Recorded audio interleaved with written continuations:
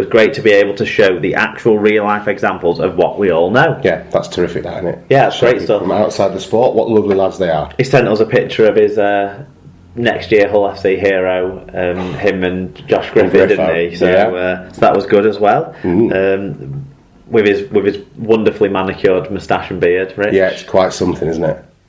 Yeah, definitely. Mark at Wilco2205 says, thanks for the tip. All we ever do is feed this guy. I was going to say, what we needed to talk about this off air, about things we could have slipped in just to see if Mark will go and actually eat them. But anyway, he says, thanks for the tip, Yard and Coop, well worth the visit. Full disclosure, I only remembered it was the SLP recommends tip after I'd left, but it still counts. He must have booked it knowing, surely. Anyway, he said, I'd have taken your advice about junkyard golf too, but given that my girlfriend works there, it might not have been the most inspired date night. Hey, there you go. I wonder if I met Mark's missus then when I went in last Monday. Well done. Interesting. Well done. Look at that, it's a small little world where we all just overlap in it. I just put the suggestion to him that I suggested of it being cheaper. Maybe, yeah. Slightly cheaper. Maybe she's not in a position to politically go into work and say we should make it cheaper. Just say, like, maybe if we did a discount voucher for Super League pod listeners, think about that. There's, maybe upwards of 5,000 people that you could potentially if we play this right, next year's SLP could be brought to in association with Yard and Coop. Or Junkyard Golf. Or Junkyard Golf. Which is it she works at? Junkyard Golf? Yeah. Oh, bollocks. I prefer the chicken place, to be honest. You can get a beer at the golf place. Can you really? Yeah. Oh, alright, fair enough. But, a bit of halloumi, though. I'll have to get him to throw in a packet of halloumi as well, in that case. I've not stopped thinking. Well, maybe we work about... I've not stopped all week thinking. I keep thinking to you're not going to the grand final. I was thinking we should go down early and go and get some chicken. Oh, bollocks. I don't have, and I was saying this to your face, I don't, with Four Nations coming up, I don't have the babysitting tokens to do it. Or do I? No, you don't. No, I really don't. Paul Michael Craig at PaulMac_78. He says, this one came in to us late, but the rundown was done late, so that was good. It fit in. He says, I reckon there will be 4 clubs in the Championship next year with better attendances than the 3 Super League clubs. So who's he suggesting there? Hull, Bradford, London and... No, not London. It's talking about Hull, Bradford, Toulouse and Toronto. Toulouse. Grouping both championships together. That's what I'm guessing he's thinking. Oh, the championships. Yeah. And then I'm guessing the 3 Super League clubs he's thinking of are Salford, Wakefield and Huddersfield or London. Oh, sorry, Huddersfield or Lee. I'm not sure. Yeah, I think Lee will have good. I think Lee will do pretty well. I think you've got to remember that Hull KR's average of 7,000 or whatever it is there or thereabouts in Super League will not be that in the Championship. Yes, true. Absolutely, it will be impacted. I think Bradford's crowds might take a tumble. I'm not sure, but I just think Wakefield had a wonderful attendance record for the regular season this year. The whole average attendance for the season is up about 20% on last year. Right. Really promising stuff. But you look at the Super 8 attendances, and they were down by about 2,000 on their regular season attendances, and actually that difference between what Wakefield were pulling in during the regular season and what they did on the 3 Super 8s games is half the deficit between what the total aggregate attendance across Super League, if you take out Magic and Grand Finals, was last year compared to this year. It's about 11 or 12,000 or something, 1% down. Yeah. But those Wakefield's Super 8s games are a notable factor in the difference, because the regular season was 1% up on last year's regular season attendances, and then Magic was also 1% up. Now these are small, trivial percentages that shouldn't have anything read into, both up or down, and I think it's foolish for anyone to look into them more. Yeah. But that is weird, and that is worrying if Wakefield stay at those low levels. I'm hoping they won't. I'm hoping the regular season will reinvigorate that support base again. Do you think that's because teams don't factor in? No, I think it's because they give their season tickets and stuff. I don't know how that works. I think the fans just gave up after getting butchered in the semi-final. Possibly so. That's what I think. And they could blame it all on the structure, saying the structure gave them nothing to play for. But to be honest, if Salford hadn't been docked 6 points, Wakefield would have had plenty to play for, because they would have been in the qualifiers. Yeah. Okay. But they had a great season. They had a tremendous so season. It's a shame Uptick. that party that they seem to have got going wasn't carried on in a celebration in those last 3 games. That's what I would have wanted to see from a fan base. But and then talking about shocking crowds, that was also a factor. The attendance at Wigan on Friday night was only just over 10,000, which is pathetic for a semi-final. That's wonderful, isn't it? And there were large portions of empty seats at Warrington as well on Thursday. Yes, both the standing areas were ram-packed, and Saints sold out their allocation, I believe, or almost sold out their allocation. But yeah, it was... The attendances for the semi-finals were... I think 4,000 down on the aggregate for the 2 semi-finals last year, right? Which involved Leeds, but also involved Huddersfield. Let's not forget. True that. Okay. Yeah. Right. Well, that's your feedback and shout-outs taken care of. Then let's take a look now at some news from around the world of rugby league.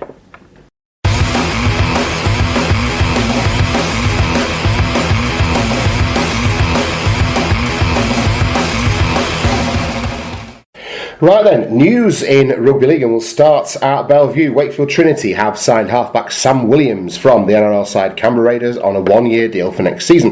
The 25-year-old played 8 games for the Raiders this term, who lost in the grand final, in last weekend's playoff last 4. He returns for a second spell in Super League now, having played 10 games for the Catalan Dragons in 2014. And Wally Frogmore got in touch and echoed what I guess is pretty much everybody's sentiments, really. It's not a bad signing for them, really, is it? I think especially if he goes along with young Jacob Miller. I think it's an excellent signing. He's shown more than good enough ability to step in when needed this year in that very exciting Canberra side. If anything's going to make sure that Wakefield Trinity do have regular season support numbers from 2016 in the 2017 regular season, it's signings like this. I think it's exciting. It gives them, I assume, 3 options at halfback, which is something that they've not really had this year. They brought in, obviously, Craig Hall when they've needed to and played him in the halves. It's not really... a long-term answer, is it? Well, it's obviously not because he's going to the Wolfpack. But also, it's not looking forward, and it's also, he's not going to break down top 4 defences, whereas Sam Williams might have that ability. I think it's a fantastic sign. I'm really shocked that there's a couple of other clubs that were maybe trying to throw money towards this sort of signing. Well, maybe one of those clubs is doing that with a different player, because the Castleford Tigers have given halfback Rangi Chase a new deal for 2017 with the option of a further year. Chase, who's 30, returned to Weldon Road in July after spells at Salford and Leigh and scored 1 try in 7 games. His first stint with Cass was between 2009 and 2013, and of course was hugely successful when he won the Man of Steel Award in 2011, as well as going on to earn 8 England caps. It's good to come back to a group that is capable of winning something in the next 2 years, Chase said. Tyler Casfan got in touch with us, Mark. Yeah, he said, great news for me. I think Roberts will still get the 6th shirt with Rangi as backup, but what about Rangi as right centre? Oh, I don't know. I know we have a lot of time, and I think Tyler talks a lot of sense, but I think at right centre, Rangi Chase just gets drilled defensively, doesn't he? I think if you've got him at right centre and then you've got a half next to him, whichever side of him he'll have to line up eventually. I just think that's asking for trouble. With a side that's inconsistent defensively anyway. I think you may as well open up a motorway down your right hand side. I think Rangi Chase might actually be benefited by his role as a backup, and he can also back up the fullback position, I would argue. I was just about to say, I like him at fullback. I don't think they need utilised. I don't think they need covering the centres as well, with Ben Crooks and Michael Shenton probably being the starting centres, and Webster backing up. More than adequate cover there if he's not playing in in the second row. Plus, we've seen how many injuries they've had this year. Quite a lot. And there was a game where they were playing a hooker and a prop at halfback. So this is good squad management. And a player that at this stage of his career and with the experiences he's been through will just be grateful to be in a environment where he's happy and that's the most important thing for Rangi Chase. He comes back and he's a big fan favourite, and it's somewhere that's familiar and comfortable, and he can operate within that with reduced pressure on him if he's going to be having a more of an impact role or a support role. And I think with the life perspective he's had in the last 3 years or so, I think he'll appreciate that position a lot more than maybe Rangi Chase 2 or 3 years ago. That went to Salford would have. Yeah, precisely. Super League side St Helens have signed prop Luke Douglas from the NRL's Gold Coast Titans on a 3-year deal. The 30-year-old Australian-born forward represented Scotland at the last World Cup. He also holds the record for the most consecutive appearances in the NRL with 215, which is an astonishing number between 2006 and 2014. The club has a great profile and stature in the game, and I hope to be able to contribute to developing that wonderful culture, he said. Prediction here and now, leg break first game. No, I'm sure he'll do very well for him. He's shown incredible durability in his career so far. I think he's a very steady player who has got experience, so he'll complement what they already have in terms of he'll probably be a lot more organised in what he does than, say, Walmsley, who's a bit more dynamic. Yeah. And he will offer some experienced support to complement bringing through people like Richards and Thompson and people like that. And he isn't a gobshite and he isn't a problem guy and that sort of stuff. I think it's a very good signing, basically. I agree. I think it's and I hope he doesn't break his leg for the sake of... No, of course I don't hope he breaks his leg. I was cracking a joke. But it would be funny. No, well, I'll hold my hands up. If he does break his leg in the first game, I'll buy some flowers and go to hospital with some grapes for him.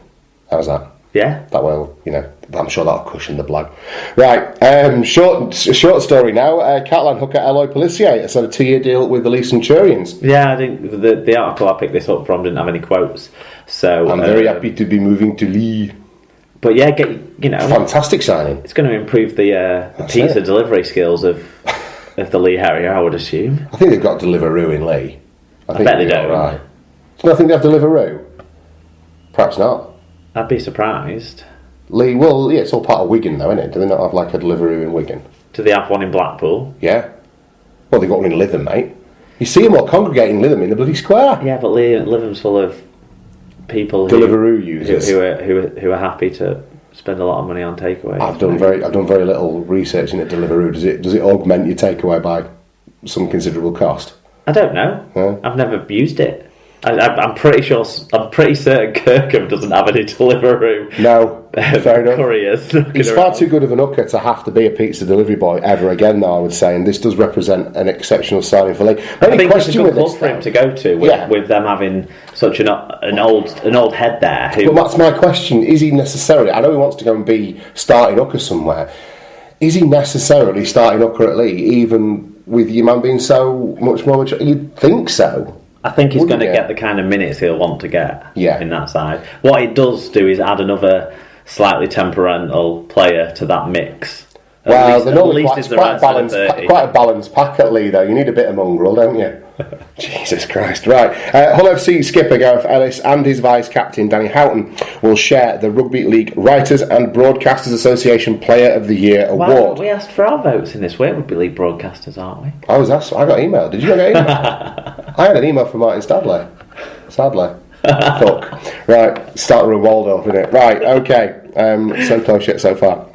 Ellis and Houghton could not be separated in a poll of votes from writers and broadcasters, so will jointly be presented with the Raymond Fletcher Trophy at the annual association dinner in Liverpool on November the 15th this year, and congratulations to both of them. After a 3-year absence, Michael Channing will return to the London Broncos on a 2-year deal from 2017. The 24-year-old centre began his rugby league career with the Broncos in 2012 after making the switch from Union, having previously played in London Irish's academy, and made his debut against Hull KR in April before going on to make a further 5 appearances that season, scoring 1 try. The Welsh international made a further 11 appearances in 2013 before going on loan to Castleford Tigers for the remainder of that season, where he scored 3 tries in just 4 appearances. The loan became more permanent at the end of the season, and Channing signed a 2-year deal with Cass. He was released by the Tigers in late 2015 and subsequently joined Featherstone Rovers for the 2016 Kingston Press Championship season. Back to London for Michael Channing then. Yeah, direct replacement, you'd assume, in the side for Wes Naguama, who looks like he's out of there, maybe retiring, is the talk. Possibly so. But Yeah, I think it's a good signing. Yep. Newly promoted Rochdale Hornets have re-signed Warren Thompson, Chris Riley and Lewis Galbraith for the 2017 season, so some stability for the lads from Scotland. Oldham captain Lewis Palfrey is leaving the Ruffians, however, though, to join newly promoted Rochdale. According to Oldham, the club offered him a new and improved contract for 2017, but he turned it down for the Hornets. Palfrey has played 96 games for Oldham, scoring 22 tries in the process and kicking 350 goals, along with 3 drop goals and accumulating 700